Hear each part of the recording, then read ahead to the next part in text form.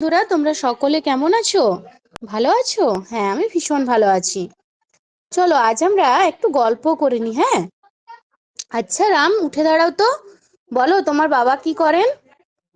ও, তোমার বাবা একজন চাষি। ঠিক আছে, তাহলে আমি লিখছি হ্যাঁ বোর্ডে।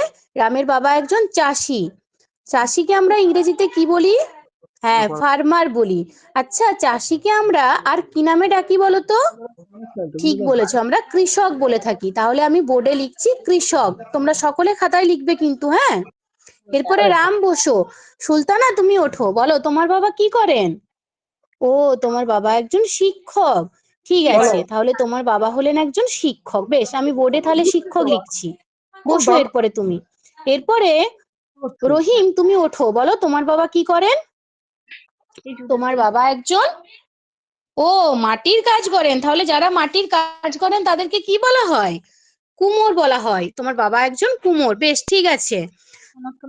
হ্যাঁ, তুমি কি বললে? তোমার বাবা একজন ডাক্তার। ঠিক আছে, নাও বসো। তাহলে তোমরা দেখো যে এখানে আমরা বেশ কিছু কাজের নাম করছি, তাই তো?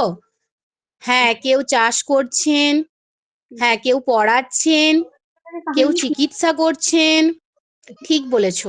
আচ্ছা দেখো, বিভিন্ন মানুষ কিন্তু বিভিন্ন রকম কাজের সাথে যুক্ত, তাই তো?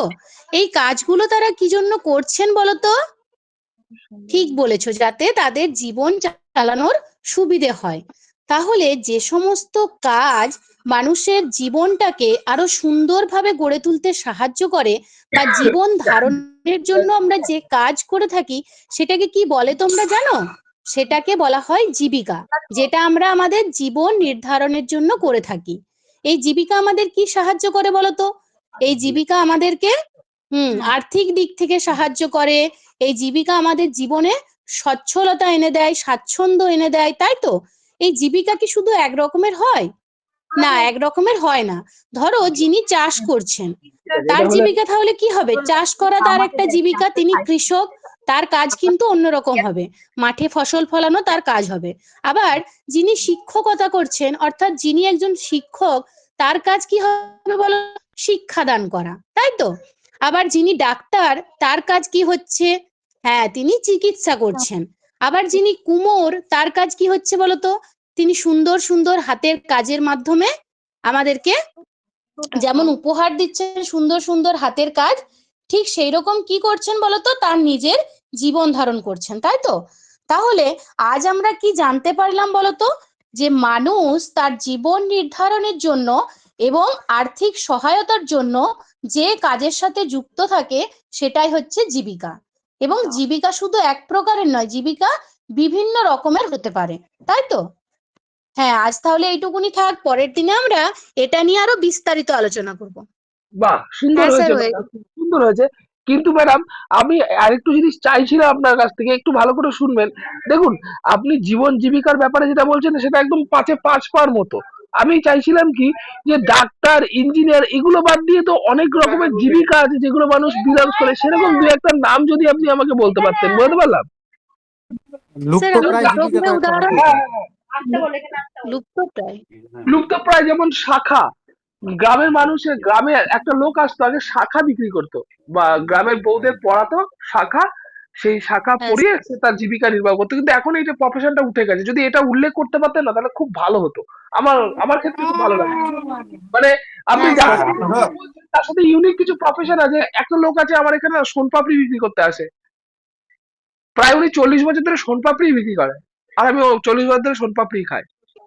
ঠিক আছে। স্যার, তারপরে তিলের খাজা। হ্যাঁ, হ্যাঁ, হ্যাঁ, তিলের কথা, মানে ইউনিক ইউনিক জিনিসগুলো যেগুলো মানুষকে কানেক্ট করতে পারে। আমি জানি লোকে ডাক্তার ইঞ্জিনিয়ার পড়াশোনা ফেরিওয়ালা স্যার বাসন টাসন বিক্রি করতে হ্যাঁ, আসে হ্যাঁ, হ্যাঁ, অনেকে। হ্যাঁ, কাপড় কাপড় চেঞ্জ করতে, তার থেকে আরো ভালো টপিক হয় চুল। চুল আরো ভালো টপিক। দেখেন, আমি এখান থেকে বলছি, আপনারা ওখানে জানেন, তাহলে সারা ওয়েস্ট বেঙ্গল ব্যাপী চুলের ব্যবসা তো ভালো চলছে তাহলে। আপনি জানেন নিশ্চয়ই যে বাসন নেওয়া যায় চুল কই দিয়ে। ঠিক আছে। ইউনিক কিছু টপিক হ্যাঁ চাইছিলাম, স্যার, ভালো ঠিক লাগলো। আছে। এরকম ইউনিক কয়েকটা টপিক অ্যাড করে দেবেন, ঠিক আছে? হ্যাঁ স্যার, ঠিক আছে। হলো। আচ্ছা, এইবার স্যার, আপনার এবার নেক্সট, বলবো। হ্যাঁ দাঁড়ান একটা মিনিট, একটা মিনিট। আপনি আমাকে নেক্সট আমাকে যেটা বলবেন সেটা হচ্ছে চারপাশে পড়ে থাকা আবর্জনা, চ্যাপ্টার 6, ক্লাস 4, পরিবেশ বিদ্যা। চারপাশে স্যার, এটা পড়ে থাকা আবর্জনা। স্যার এটা আমাকে দারুণ দিলেন? টপিক, দারুণ টপিক। হ্যাঁ, এটা আপনাকে দিলাম। আপনি টপিকটা হচ্ছে কিন্তু স্যার দারুণ। জয়শ্রী, জয়শ্রী। স্যার এটা এখন আমি বলবো? বলি। আর বলবেন, অন্য কেউ বলে আসুন। আর অন্য যাদের থেকে শুনি, তারপরে আপনাকে শুনবো। ঠিক আছে স্যার, স্যার ঠিক আমি আছে। বলবো। হ্যাঁ, রিম্পা আচ্ছা স্যার। বলেন। আচ্ছা,